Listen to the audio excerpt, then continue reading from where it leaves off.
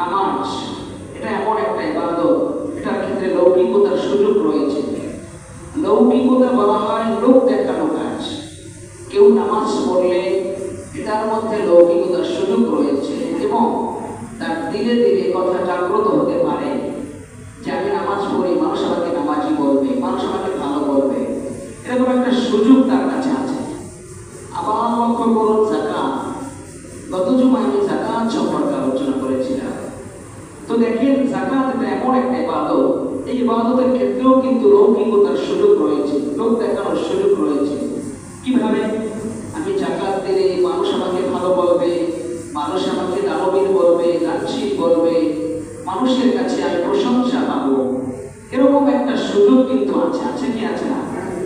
আবার দেখেন হজ, এটার ক্ষেত্রেও লৌকিকতার সুযোগ রয়েছে। যেমন আমার বয়স হয়েছে 60 বছর, 70 বছর, 80 বছর, আল্লাহ পাক টাকা পয়সা দিয়েছে, যদি হজ না করি, নামের শুরুতে যদি একটা টাইটেল না হয়, হাজি সাহেব যদি মানুষ না বলে, কেমন কেমন দেখা যায়।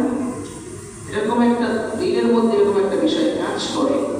তো অনেকে এই জন্য লোক দেখানোর কারণেও হজ করে, কি করে না, করে থাকে।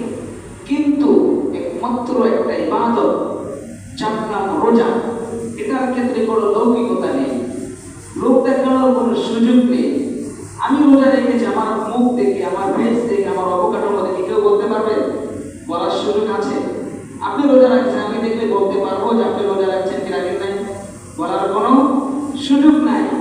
কারণ এই রোজাটা কেবলমাত্র একমাত্র মানুষ আল্লাহ পাকের সন্তুষ্ট অর্জনের জন্য রাখে। কোনো মানুষকে দেখানোর জন্য রোজা রাখা যায় না, লোক দেখানোর জন্য রোজা রাখা যায় না। কাকে দেখানোর জন্য রোজা রাখা যায় বলেন তো? আল্লাহ। তো যেহেতু এই রোজাটা, এই ইবাদতটা একমাত্র, শুধুমাত্র, কেবলমাত্র আল্লাহর জন্য করা হয়, এই জন্য আল্লাহ পাক বললেন, বান্দা রোজা যেহেতু তুমি আমার জন্য রাখো, এই পুরস্কারটা আমি আল্লাহ পাক আমার কুদরতের হাতে তোমাকে দেব। মুসলিম শরীফের 1151 নম্বর হাদিসের মধ্যে হযরত আবু হুরায়রা রাদিয়াল্লাহু তাআলা আনহু বয়ান করেন, আল্লাহর নবী, বিশ্ব নবী মুহাম্মদুর রাসূলুল্লাহ সাল্লাল্লাহু আলাইহি ওয়াসাল্লাম ইরশাদ করেছেন, কুল্লু আমাল ইবনি আদম ইউদাআফুল হাসানাতু বি'আশরি আমসালিহা ইলা 700 দি'ফিন। আল্লাহর নবী, বিশ্ব নবী মুহাম্মদুর রাসূলুল্লাহ সাল্লাল্লাহু আলাইহি ওয়াসাল্লাম বললেন,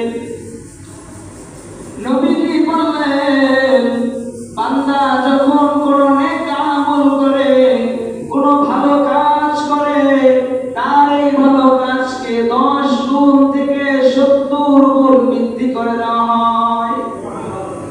কিন্তু একটা ইবাদত এমন আছে, ইল্লাস সাওম ফা ইন্নাহু লি ওয়া আনা আজজি বিহি।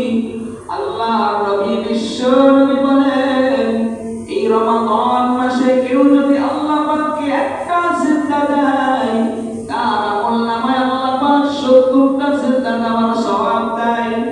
আবার কেউ যদি রমাদান মাসে 1 টাকা আল্লাহর রাস্তায় খরচ করে, তার আমলনামায় 70 টাকা খরচ করার সওয়াব দেওয়া হয়। এক কথায়, কোন বান্দা এবং বান্দি যদি রমাদান মাসে কোন ধরনের নেক আমল করে, প্রত্যেকটা নেক আমল 70 গুণ বৃদ্ধি করা হয়। কিন্তু একমাত্র, কেবলমাত্র একটা ইবাদত, নাম তার রোজা। আল্লাহর নবী বলেন হাদিসে কুরসির মধ্যে, স্বয়ং আল্লাহ পাকই বলেছেন, ইন্নাহু লি ওয়া আনা আজজি বিহি। বান্দা রোজা আমি আল্লাহ পাকের সন্তুষ্ট অর্জন করার জন্য রাখে, দুনিয়ার কোন মানুষকে দেখানোর জন্য রোজা রাখে না। বান্দা যেহেতু আমি আল্লাহকে সন্তুষ্ট করার জন্য রোজা রাখে, কাল হাসরের ময়দানে আমি আল্লাহ বান্দাকে নিজের কুদরতি হাতে পুরস্কার দেব। বলেন সুবহানাল্লাহ। আমরা যারা রোজা রাখি, রোজা রাখার পরে দেখা যায় আমাদের পাকস্থলী থেকে এক ধরনের দুর্গন্ধ মুখে চলে আসে। আসে কি আসে না? আবার দেখা যায় গলা শুকিয়ে যায়। বিজ্ঞান গবেষণা করে বলে যারা রোজা রাখে তাদের মুখে যে লালা আছে, লালা গ্রন্থিগুলোর সচলতা আস্তে আস্তে কমে যায়। মানে রোজা না রাখলে অনেক বেশি লালা মুখে তৈরি হয়, রোজা রাখার কারণে লালার পরিমাণটা কমে যায়। তো যার কারণে মুখের মধ্যে এক ধরনের দুর্গন্ধ তৈরি হয়। হয় কি হয় না? হয়। কিন্তু আল্লাহ পাক বললেন হাদিসে কুদসির মধ্যে, এই দুর্গন্ধটা একজন মানুষ আরেকজন মানুষ সহ্য করতে পারে না, সেটাকে ঘৃণার চোখে দেখে। কিন্তু আল্লাহ পাক বললেন রোজাদারের মুখের দুর্গন্ধ আমি আল্লাহর কাছে অত্যন্ত প্রিয়, আমি আল্লাহর কাছে অত্যন্ত প্রিয়। কেমন প্রিয়? বিশ্বনবী মুহাম্মদুর রাসূলুল্লাহ সাল্লাল্লাহু আলাইহি ওয়াসাল্লাম বললেন ওয়াল্লাযী নাফসু মুহাম্মাদিন বিয়াদিহি, যেই সত্তার হাতে মুহাম্মদের প্রাণ, ওই সত্তার কসম করে বলছি লাখালুহু ফাবিস-সাইম, লাখালুহু ফাবিস-সাইম ইনদাল্লাহি তাআলা মিন মিসক। আল্লাহর নবী বলেন রোজাদারের মুখের দুর্গন্ধ আমার আল্লাহর কাছে মিশকামের চাইতেও বেশি প্রিয়। বলেন সুবহানাল্লাহ। কিন্তু শরীয়ত বলে, ইসলাম বলে একজন মুসলমানকে অপর মুসলমানের কষ্ট দেওয়া জায়েজ নেই। আপনার আমার মুখ থেকে যদি দুর্গন্ধ আসে, মুসলমানদের প্রত্যেকটা ইবাদত কেমন যেন সাধারণত সম্মিলিত হয়, নামাজ পড়ি কাতারবদ্ধ হয়ে, আমার মুখ থেকে যদি গন্ধ আসে, মাসের যে মুসলমান তার কষ্ট হবে কি হবে না? ইসলাম বলে এই কষ্ট দেওয়া তোমার জন্য কি নেই, জায়েজ নাই।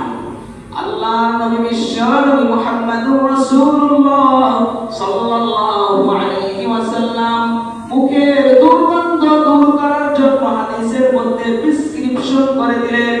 আল্লাহ নবী বিশ্বনবী মুহাম্মদুর রাসূলুল্লাহ সাল্লাল্লাহু আলাইহি ওয়াসাল্লাম বললেন আন্নাহু ইশতাকা বিকদরি বিসাইতুন মিন শাজারাতিল মুবারাকা।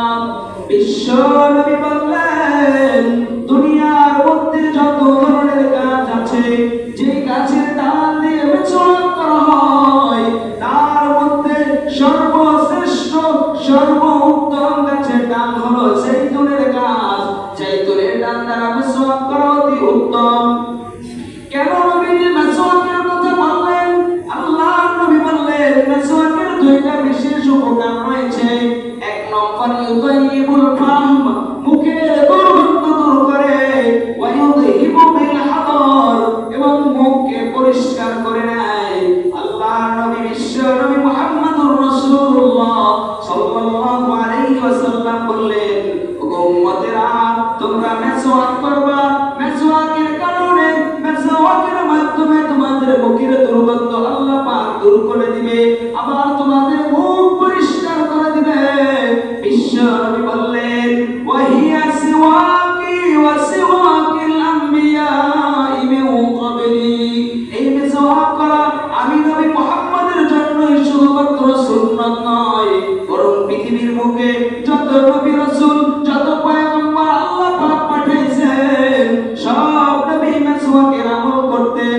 সব নবীর সুন্নাত হচ্ছে মেসওয়াক করা। সুতরাং আমার উম্মত তোমরা জেনে রাখো, তোমরা শুনে রাখো, তোমরা এই মেসওয়াকের আমলকে আঁকড়ে ধরবা। বলেন সুবহানাল্লাহ। রমাদান মাসে যেহেতু আমাদের দীর্ঘ সময় না খেয়ে থাকতে হয়, মুখ থেকে একটা দুর্গন্ধ আসতে পারে, আসবে, এটাই স্বাভাবিক। যেহেতু বিরাজ করলে অনেক সময় ওটা মাকরুহ হয়ে যায়, বিষটাতে একটা মিষ্টি জাতীয় মুখের পেটের ভিতরে চলে যাওয়ার সম্ভাবনা থাকে, এজন্য মেসওয়াক করা বেশি। অন্য মাসে অন্যান্য দিকে তো আমরা মেসওয়াক করবই, রোজায় আমরা আবশ্যকীয় ভাবে আমরা মেসওয়াক করবো ইনশাআল্লাহ। সম্মানিত মুসলিম ভাইরা, রোজা রাখার 2 নম্বর পুরস্কার আল্লাহ নবী বিশ্বনবী মুহাম্মদুর রাসূলুল্লাহ সাল্লাল্লাহু আলাইহি ওয়াসাল্লাম বললেন রোজার তো আলাদা স্পেশাল পুরস্কার রয়েছে, কিন্তু কেউ যদি গরমের মধ্যে রোজা রাখে, আমরা খেত খামারে কাজ করি, খোলা আকাশের নিচে রৌদ্র পড়ার কারণে আমাদের শরীর থেকে টপ টপ টপ টপ করে ঝড়ে পানি ঝরে, জিহ্বা শুকিয়ে যায়, গলা শুকিয়ে যায়, এটা আলাদা কষ্ট না? ঠান্ডার সময় রোজা রাখলে যেরকম শান্তি পাওয়া যায়, রোজা গরমে রাখলে একটু কষ্ট বেশি হয় না? একটু যেহেতু কষ্ট বেশি হয়, কষ্টের জন্য আলাদা আল্লাহ পাক আমার পুরস্কারের ব্যবস্থা করে দিয়েছেন। আল্লাহর নবী বিশ্বনবী মুহাম্মদুর রাসূলুল্লাহ সাল্লাল্লাহু আলাইহি ওয়াসাল্লাম বললেন, গরমের তীব্র যন্ত্রণা থাকা সত্ত্বেও যদি আমার কোন উম্মত রোজা পালন করে, রোজা ভেঙে না ফেলে, তার জন্য আল্লাহ পাক আলাদা পুরস্কারের ব্যবস্থা করে রেখেছেন। আল্লাহর নবী বলেন, মান আ'তাশা নাফসাহু সাইফিন, যদি কোন বান্দা এবং বান্দি তার আত্মাকে গরমের তীব্র যন্ত্রণা থাকা সত্ত্বেও রমজানের রোজা পালন করে অথবা অন্য কোন রোজা পালন করে, গরম আকাশের অনেক তীব্রতা, সূর্যের অনেক তাপমাত্রা, রোজা রাখতে বড়ই কষ্ট হয়, জবান শুকিয়ে যায়, গলা শুকিয়ে যায়, শরীর থেকে টপ টপ টপ টপ করে ঘাম ঝরে, কিন্তু আল্লাহকে খুশি করার জন্য, আল্লাহকে ভয় করে বান্দা রোজা ভেঙে ফেলে না। আল্লাহর নবী বিশ্বনবী তার জন্য স্পেশাল পুরস্কারের ঘোষণা দিলেন। আল্লাহর নবী বললেন, সাকাহুল্লাহু ইয়াওমাল আতশি সাকাহুল্লাহু ইয়াওমাল কিয়ামাহ।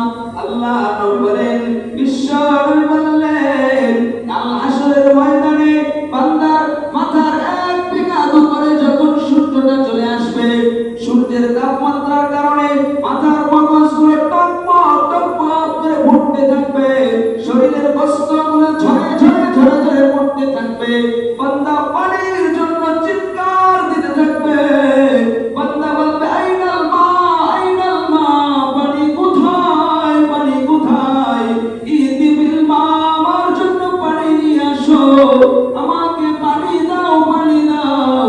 বান্দা পানির কারণে ছটফট ছটফট করতে থাকবে। আল্লাহর নবী বিশ্ব নবী মুহাম্মদুর রাসূলুল্লাহ সাল্লাল্লাহু আলাইহি ওয়াসাল্লাম বললেন, দুনিয়াতে কোন বান্দা এবং বান্দি যদি গরমের তীব্র যন্ত্রণা থাকার সত্ত্বেও রোজা না ভাঙে, আল্লাহ পাকের সন্তুষ্ট অর্জনের জন্য রোজা পালন করে, আল্লাহ হাসরের ময়দানে যখন তীব্র যন্ত্রণা পানির জন্য মানুষ চতুর্দিকে ছুটতে থাকবে, আল্লাহ পাক তখন তাকে আরশ আজিমের নিচে ছায়া দেবেন এবং তাকে পানি পান করাবেন। বলেন সুবহানাল্লাহ। গরমের মধ্যে রোজা রাখলে লাভ না লস। হাসরের ময়দানে যখন কেউ কাউকে চিনবে না, কেউ কারো উপকারে আসবে না, তখন মালিক আপনার আমার জন্য পানির ব্যবস্থা করে দিবে। রোজা রাখার ৩ নম্বর পুরস্কার, জান্নাতের মধ্যে জান্নাতীদের জন্য জান্নাতের ৮টা দরজা রয়েছে। এক এক দরজা দিয়ে এক এক ধরনের জান্নাতি জান্নাতে প্রবেশ করবে, কিন্তু যারা রোজা পালন করবে তাদের জন্য আল্লাহ পাক স্পেশাল গেটের ব্যবস্থা করে রেখেছেন, স্পেশাল দরজার ব্যবস্থা করে রেখেছেন। আল্লাহ নবী বললেন, ইন্না ফিল জান্নাতি বাবান ইয়াদখুলুহু সাইমুন। আল্লাহ নবী বললেন, জান্নাতের একটা দরজা আছে, ইউকালু লাহু আর-রাইয়ান, যেই দরজার নাম হচ্ছে আর-রাইয়ান, ইয়াদখুলুহু সাইমুন।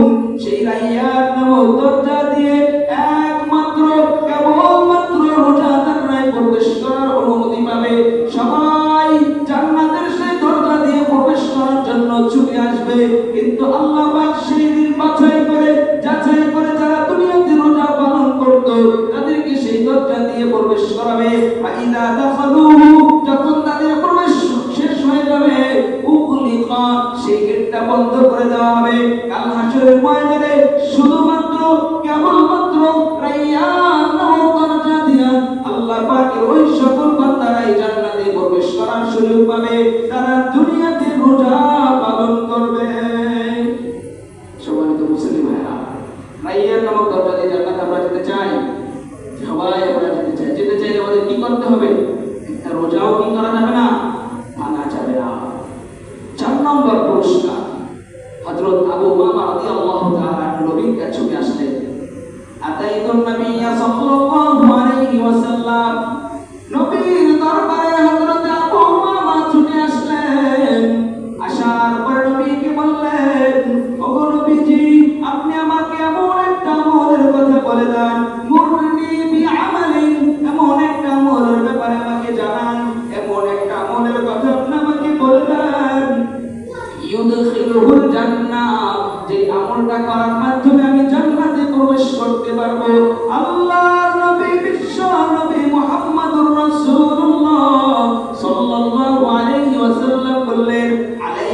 সাওম, তুমি নিজের উপর রোজাকে আবশ্যক করে নাও। রোজার মতোই গুরুত্বপূর্ণ আমলটা তুমি করো, আল্লাহ পাক তোমাকে জান্নাতে প্রবেশ করায় দেবে। বলেন সুবহানাল্লাহ। আমাদের সবার জীবনের উদ্দেশ্য হলো জান্নাতে যাওয়া। যদি রোজা রেখে জান্নাতে যেতে পারি, সেটা সৌভাগ্যের আর কিছু হতে পারে না। কিন্তু যতই রাষ্ট্রসিয়াত হুজুর করে, কিছু মানুষ এমন আছে যারা রোজা রাখে না। যদি রোজা রাখতো, দোকানের সামনে লাল পর্দা কেন? কি হয় ভিতরে? কি হয়? লাল পর্দা দরকার আছে? আমরা তো খোলামেলায় চলাফেরা করি। এখানে পর্দা দেয় কেন? এমনি তো পর্দা দেয় না, এখন পর্দা কেন? বলে ওখানে যারা রোজা রাখে না তারা যায়। যারা রোজা রাখে না তাদেরকে হাদিসটা শোনায় দিবেন। আল্লাহ নবী বিশ্বনবী মুহাম্মদুর রাসূলুল্লাহ সাল্লাল্লাহু আলাইহি ওয়াসাল্লাম ঘুমন্ত ছিলেন। হঠাৎ করে দুইজন ফেরেশতা নবীর কাছে চলে এসেছে। আসার পরে একজন ফেরেশতা নবীর ডান বাহু ধরেছে, আরেকজন ফেরেশতা নবীর বাম বাহু ধরেছে। ধরার পরে নবীকে বললেন, নবী আপনি আমাদের সাথে চলেন। নবী তাদের সাথে ঘুমন্ত অবস্থায় স্বপ্নের মধ্যে চলতে শুরু করলেন। চলতে চলতে এক পর্যায়ে বিশাল বড় একটা জামাল, অর্থাৎ একটা পাহাড় দেখতে পেলেন। আল্লাহ নবী বিশ্বনবী মুহাম্মদুর রাসূলুল্লাহ পাহাড়ের নিচে দাঁড়ানো দুইজন ফেরেশতাকে জিজ্ঞেস করলেন, তোমরা আমাকে পাহাড়ের কাছে কেন নিয়ে আসলা? আল্লাহ নবীকে বললেন, আপনি পাহাড়ের উপরে উঠেন। এক পর্যায়ে নবী পাহাড়ের উপরে উঠলেন। ওঠার পরে দেখতেছে বিকট বিকট আওয়াজ কানের মধ্যে ভেসে আসতেছে। নবীজি জিজ্ঞেস করলেন, এখানে এত আওয়াজ কিসের? পাহাড়ের উপরে তো কোনো আওয়াজ আসার কথা নয়, কিন্তু এখানে এত আওয়াজ কিসের? যখন সাথের ফেরেশতা দুইজন বললেন, এই আওয়াজটা সাধারণ কোনো আওয়াজ নয়, এই আওয়াজটা হচ্ছে জাহান্নামীদের আওয়াজ। আল্লাহ নবী বিশ্বনবীকে সামনে নিয়ে দুই হাত ধরে সামনের দিকে চলানো হলো। নবী ফেরেশতাদের সঙ্গে সামনে যাইতে শুরু করলেন। কিছুদিন যাওয়ার পরে নবী দেখতে পেলেন একদল মানুষ, তাদের পায়ে দুই পায়ের মধ্যে রশি বাঁধা, উপরের দিকে বাঁধা, মাথাটা নিচের দিকে ঝরানো, আর তাদের চেহারার মধ্যে করাত দিয়ে একের পর এক আশ্রয় হচ্ছে। শরীর থেকে টপ টপ টপ টপ করে রক্ত পড়তেছে। আল্লাহ নবী এই দৃশ্য দেখার পরে সাথে ফেরেশতাদেরকে জিজ্ঞেস করলেন, এদেরকে শাস্তি কেন দেওয়া হয়? একটু কল্পনা নিয়ে আসেন, কোন মানুষের যদি দুইটা পা উপরের দিকে বাঁধা হয়, আর চেহারা যদি করাত দিয়ে কেচি দিয়ে একের পর এক ছোঁয়া হয়, তাহলে কেমন যন্ত্রণা তার মধ্যে অনুভব